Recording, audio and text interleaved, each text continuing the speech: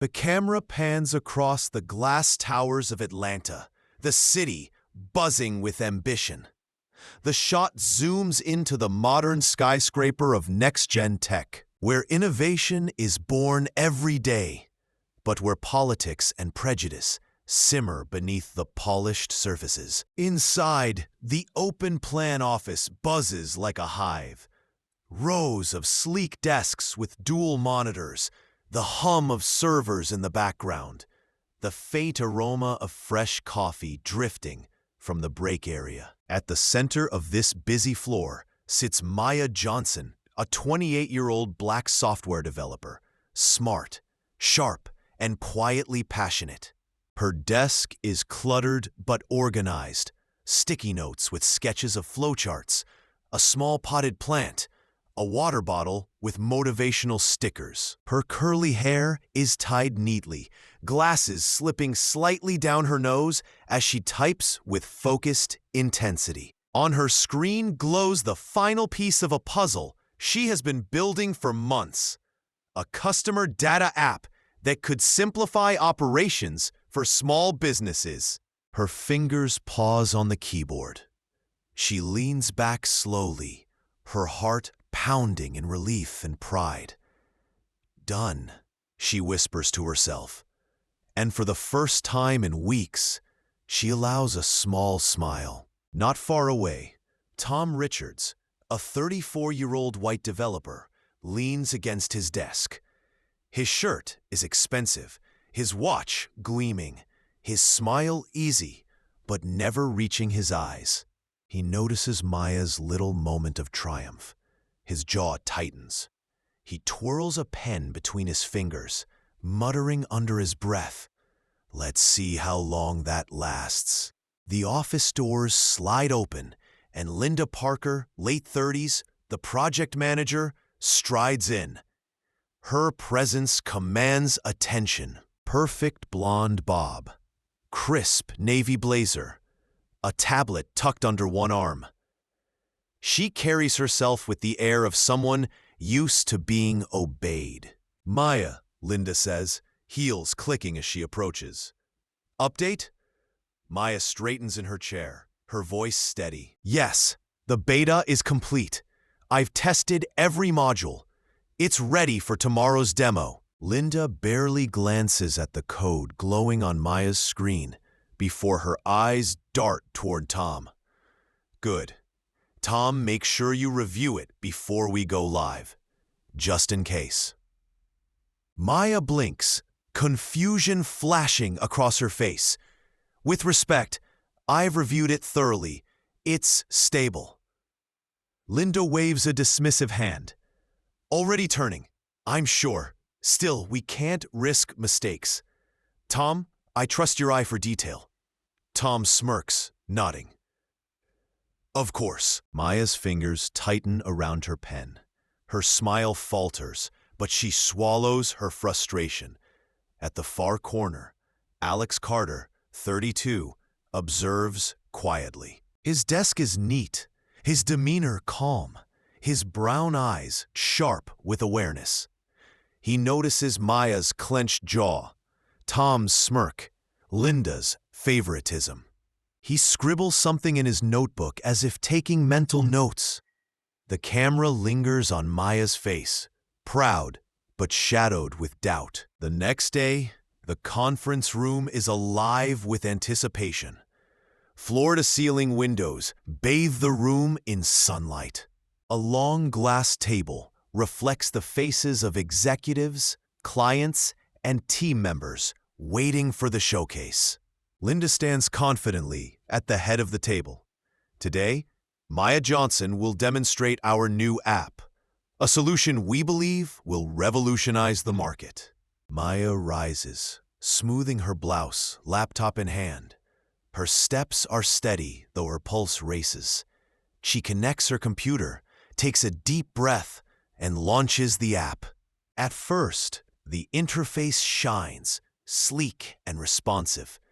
Maya's shoulders relax slightly. She begins explaining its features, but suddenly, the screen flickers, Error codes flood in red across the display. The app freezes. The room gasps. Maya's chest tightens. No, this isn't right. She frantically types commands, trying to reboot. But the app refuses to cooperate. Her palms sweat, heart hammering. Linda's eyes narrow, her voice sharp. Maya? Before Maya can answer, Tom smoothly rises from his chair. Let me take a look. He steps forward, taking the laptop as though it were always meant to be his. Within seconds, he fixes the code. The app reloads successfully. Light applause breaks out around the table. Relief washes over the room. Linda beams. Thank you, Tom. Always reliable under pressure. She turns to the clients. As you can see, our team works seamlessly. Maya stands frozen, humiliation burning her cheeks. She knows the code was flawless. She tested it over and over. This failure wasn't hers. Her throat tightens as she forces herself to sit, swallowing anger like a bitter pill. From across the table, Alex watches. He doesn't clap. His brows furrow, his eyes flickering with concern. Later, in the office, Maya reopens her code. Every line, every function, she double-checks. She knows something was tampered with. When she approaches Linda, her voice is controlled but trembling with frustration. My app didn't crash because of my code. Someone sabotaged it. Linda sighs, arms crossed. Maya, you're brilliant, but sometimes passion blinds us to our own mistakes. Learn from this. Learn? Maya's voice sharpens. My work was altered. I didn't make that error. Linda's eyes cool. That's a serious accusation. Focus on improving instead of blaming others. She glances at Tom. Good work again today. Tom hides his grin, pretending to busy himself with his phone. Maya's stomach knots, rage simmering under her calm exterior. When Linda leaves, Alex approaches quietly. You're not imagining it, he says softly. Maya looks up, eyes searching his. You believe me? Alex nods. I checked the logs during the demo. Something was off. Let's find out what. For the first time all day, Maya feels a flicker of hope. The office is cloaked in silence, the kind that presses on your chest. Rows of empty desks stretch out like a graveyard of forgotten ideas. Only two screens glow in the darkness, Maya's and Alex's. It's nearly midnight. Maya rubs her eyes, exhaustion weighing her down, but determination keeps her in place. Alex, sleeves rolled up, types furiously. His screen fills with lines of code, logs, and timestamps. Here, Alex mutters, leaning closer. His tone is urgent, almost sharp. Look at this commit. Maya leans forward, her heart hammering. The screen shows her name signed to a code change. But Alex quickly opens another window, pulling up security logs. The timestamp doesn't match your login records, he says flatly. Maya's eyes widen, her breath catches. That's impossible. I wasn't even here that night. Alex gives a grim nod. Exactly. Someone forged it. He scrolls deeper, unearthing another commit, and another. Maya's name attached again, each entry riddled with subtle bugs. Misaligned code, faulty logic, intentional sabotage hidden as mistakes. Maya whispers, her voice sharp with disbelief and fury. Tom. Alex doesn't disagree. Instead, his fingers dance across the keyboard, pulling up more records. Then he stops, his face hardening. And here's the kicker. Every one of these changes was approved by Linda. No peer reviews, no second checks. She signed them off without question. Maya leans back in her chair. For a moment, She stares at the ceiling, her chest heavy, betrayal sinking deeper with every breath. So it's not just Tom. Linda's shielding him, covering it up. Alex looks at her, steady and firm. Yeah, but now we have proof. They begin working feverishly.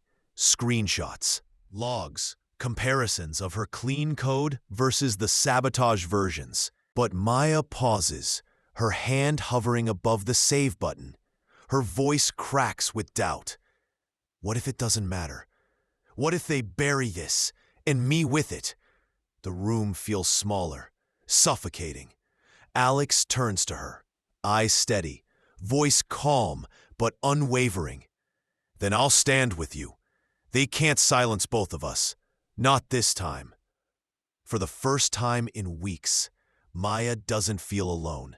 She studies his face, his certainty, like an anchor. Slowly, she nods. Her hand clicks save. The evidence is locked. Their fight begins. The hearing room is sterile, almost clinical. Fluorescent lights hum overhead, and a long oak table stretches between the two sides. A projector screen glows faintly at the front. The atmosphere is tense, as though the walls themselves are holding their breath. At the head of the table sits the mediator, calm and unreadable. On one side, Maya and Alex, papers neatly stacked, laptops open, their expressions composed but tight with nerves. On the other, Tom and Linda. Their posture is stiff, eyes sharp but restless. Tom's usual arrogance flickers, his jaw set too tightly. Linda's smile is thin, strained. The mediator's voice cuts through the silence. Maya Johnson, you filed a complaint of workplace sabotage and discrimination. Present your case. Maya stands. Her palms are clammy, but she steadies them on the table. Her voice is clear. Over the past months, code was altered under my name. I did not make these changes. She clicks the remote, and the projector screen fills with side-by-side commits. Her clean work and the doctored versions. Here are the discrepancies. Timestamps that show my name, but I wasn't logged in. Bugs inserted into otherwise flawless functions. Alex stands beside her. I worked alongside Maya, he says firmly.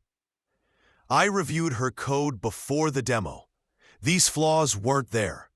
I traced the commits. They were planted, and every single one was approved by Linda without peer review. The mediator flips through the documents Maya prepared. The only sound in the room is the rustle of papers and the faint hum of the projector. Tom shifts in his chair, his confidence cracking. This is absurd. She's just blaming me for her mistakes. Maya cuts him off sharply, for the first time not shrinking back. Mistakes don't forge timestamps. Mistakes don't falsify logins. The mediator raises a hand, silencing the room. His voice is calm but decisive. The evidence is conclusive. The sabotage originated from Tom Richards. Furthermore, Linda Parker's repeated approval without review indicates bias and misconduct. Tom's face drains of color. His bravado evaporates. Linda leans forward, desperate. This is a misunderstanding. The mediator interrupts, his tone final. This is not a misunderstanding. This is a violation of trust and protocol. Tom Richards, you are terminated effective immediately. Linda Parker, your managerial role is revoked pending investigation. The gavel of words strikes harder than any sound. Maya exhales shakily. Relief, vindication, and exhaustion crash over her all at once. She doesn't smile, not yet. Instead, she gathers her papers slowly, carefully, dignity intact. For the first time, She holds her head high without fear. Weeks later, the office feels lighter. Tom's desk sits empty, stripped clean. His absence lingers, but not mourned. Linda still remains, but diminished. No authority, no power, and she can't bring herself to meet Maya's eyes. Maya now stands at the front of the conference room. The title Project Lead sits beside her name on the agenda. Her voice is steady, confident as she presents the next phase of the app's development. The team listens intently, respect clear in their eyes. When the meeting ends, Maya doesn't retreat to her office.